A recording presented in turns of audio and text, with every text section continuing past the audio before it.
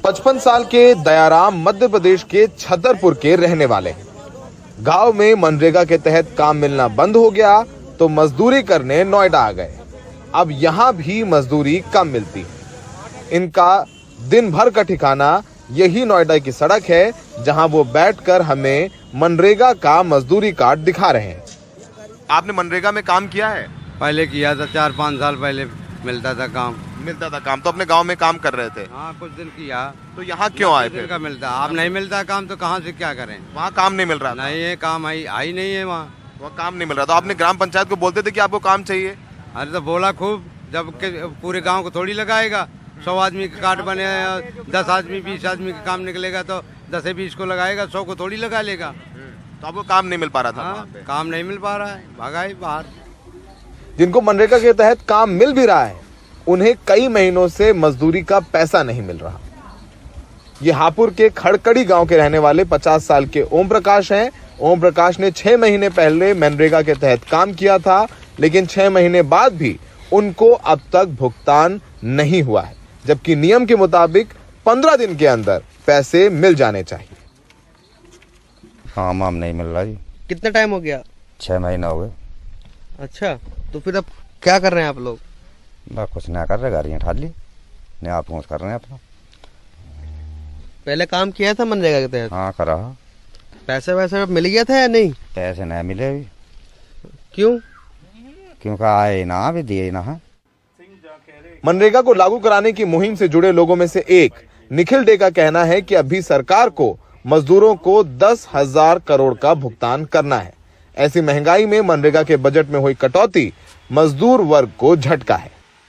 बंगाल जैसे राज्य में 1 साल तक, पूरे 1 साल तक एक भी पैसा नहीं गया है नरेगा का। जिस साल में हम लोगों ने निकाला है, पूरा प्रावधान किया कि यदि जो आज वेज रेट है और जो लोग आज काम पे हैं, उनको आप यदि कोशिश करोगे 100 दिन का पूरा देने के लिए, तो आपको 2,72,000 करोड़ चाहिए। और यदि आज ये 73,000 करोड़ का आपको 40 दिन रोजगार देना है, जो आज काम पे हैं उन लोगों को, उनका डिमांड 40 का ही हो, तो ही आपको 1,24,000 करोड़ चाहिए।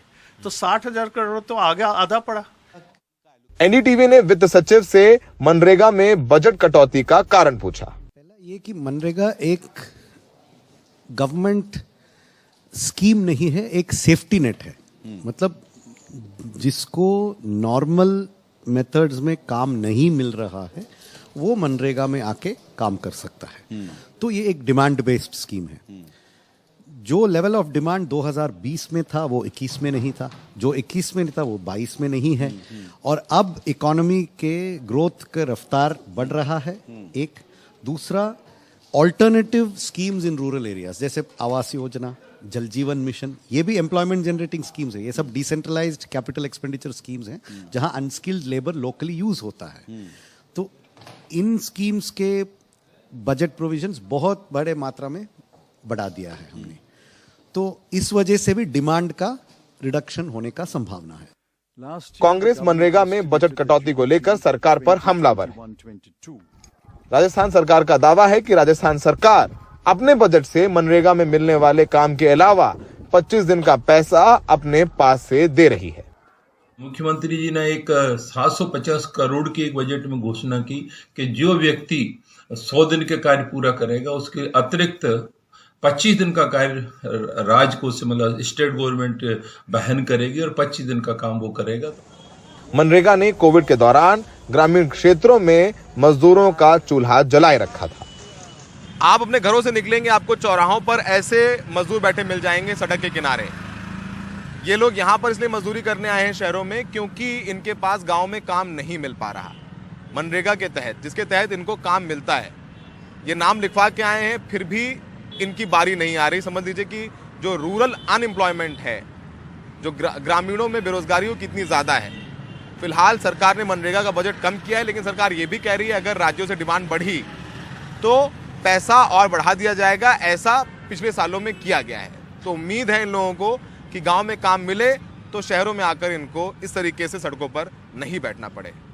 बिहार में अपने सहयोगी मनीष, नोएडा में अरविंद उत्तम और करण पात्रा के साथ सौरभ शुक्ला, एनडीटीवी इंडिया।